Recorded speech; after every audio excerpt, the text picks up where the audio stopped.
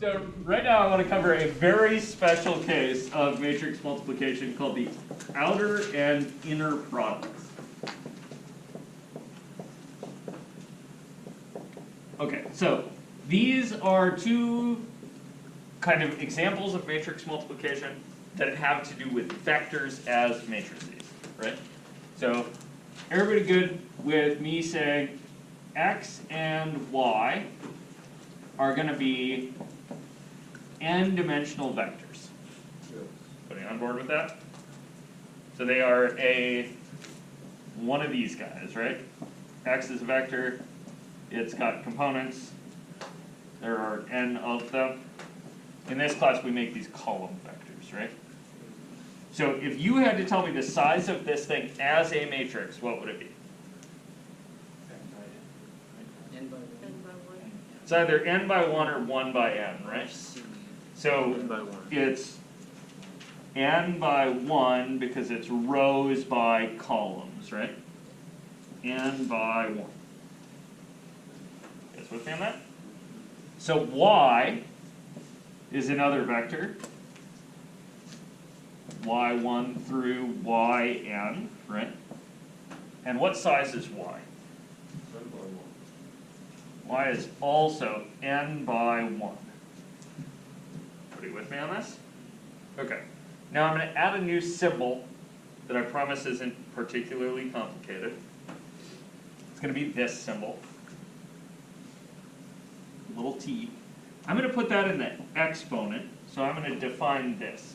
I'm going to say x transpose, and the transpose of x is going to be taking the matrix x, and I'm saying it's a matrix right now because this operation is going to be defined for matrices too, and we're going to switch the rows and the columns. Okay on that?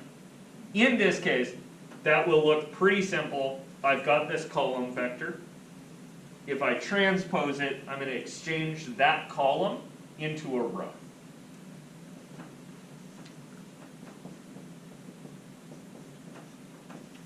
You guys with me on that? Okay. How big is this vector now? 1 by n. Perfect. This is a 1 by n vector. Okay. So, in terms of matrix multiplication, if I wrote xy, space these out just a tiny bit, x is a, how big again?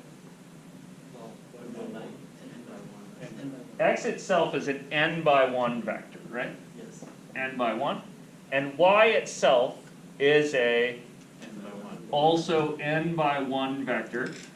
And so, does this multiplication make sense? No. You guys with me?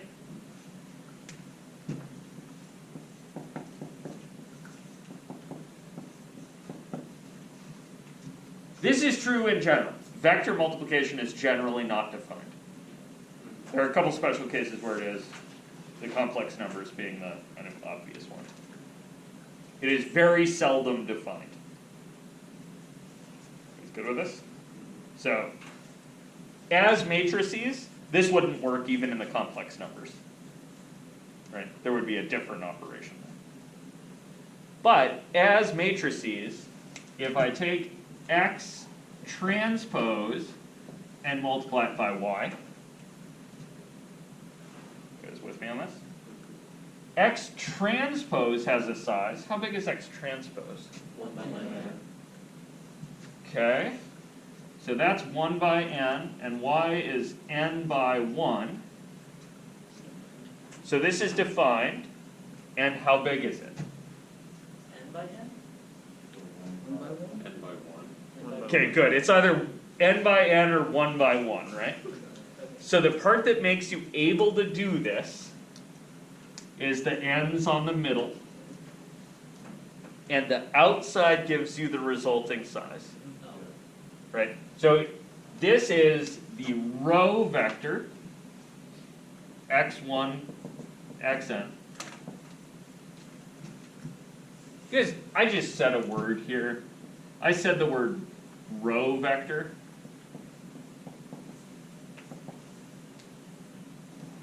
That was a little bit of a cheat, right? I didn't define that term. Does it make sense what it should be though? Yeah. Yeah. Right, it's a vector as a row. Yeah. Don't overthink that. There's not a trap there. So I've got my row vector x, right? And I'm multiplying that by my column vector y. Oops.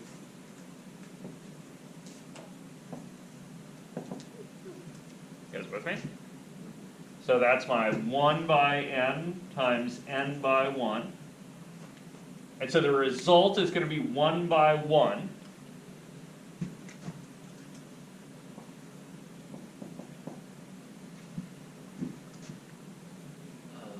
And what's it gonna, if it's 1 by 1, right, there's one friggin' number in that box. What's the number in that box? X1, Y1? X1, Y1 is a good start. I'm gonna make that box a little bigger so I've got some space to write. It's the dot product sum. Oh shit, it's X1, Y1 plus All the way to the X2, Y2 plus all the way to, oops, all the way to Xn, Yn. Which if we had recognized it earlier, we could have just said is the X dotted with Y. Right, as a 1 by 1 matrix. What's another name for a 1 by 1 matrix? A scalar? See what? A scalar? A scalar. Perfect. You guys see that? So this thing is called the inner product.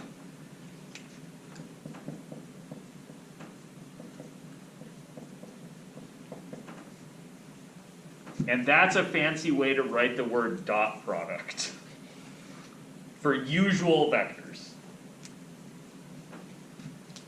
So when you see the words inner product, you can think to yourself, that's the dot product.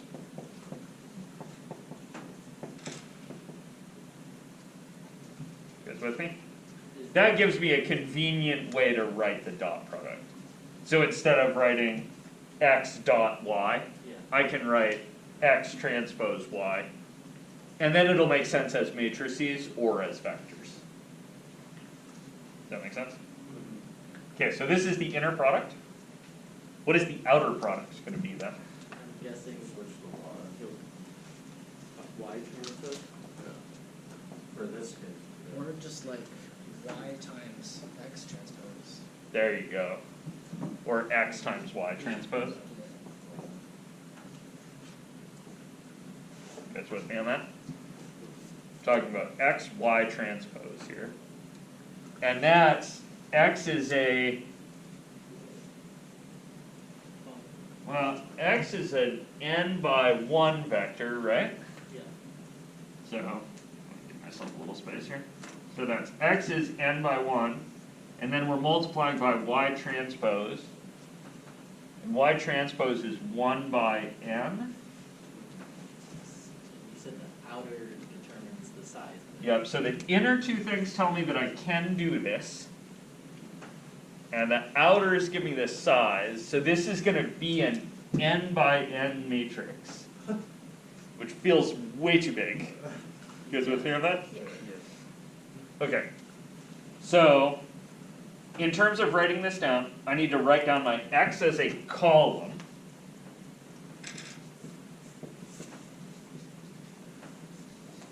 And then I need to write down my y as a, good, y transpose is a row.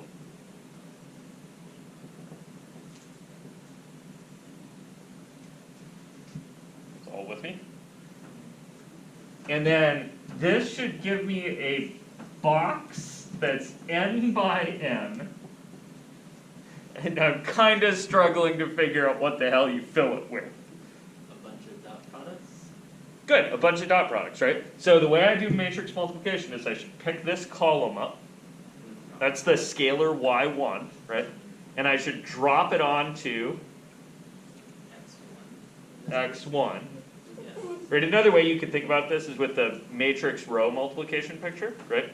So the first column here is going to be this column multiplied by that column vector, right? So I'm gonna take this column and scale it by y1. So I'm gonna get x1, y1 in the first entry. I'm gonna get x2, y1 in the second entry. I'm gonna get x3, y1 in the third. And down here at the bottom, I'm gonna have xn times y1. You guys see that? And then we're gonna, in our second column, we'll have x1 times y2. You guys good with this trick? So what's this one gonna be in the top right? X1, Y, N. That's gonna be x1, y, n. And this one down here? X and Y. Good. xn times y. Cool with this? I'm gonna leave this weird thing sitting in your head and just be like, alright, that's apparently a thing you could do. The inner product has some like utility for me right away, right? That's like, oh yeah, that's a dot product, I recognize that, I believe that that could be kind of useful. This outer product thing, I'm like, I mean, I guess you get like this, which is like a box with numbers in it, like, nah, maybe that'll come of use later? And the answer is, yes, that will come of use later. But for right now, I just want you to know that it exists. And if you're getting these, if you're trying to do the homework and you're getting boxes of numbers that seem too big, it's probably because you took an outer product instead of an inner product. Does that make sense?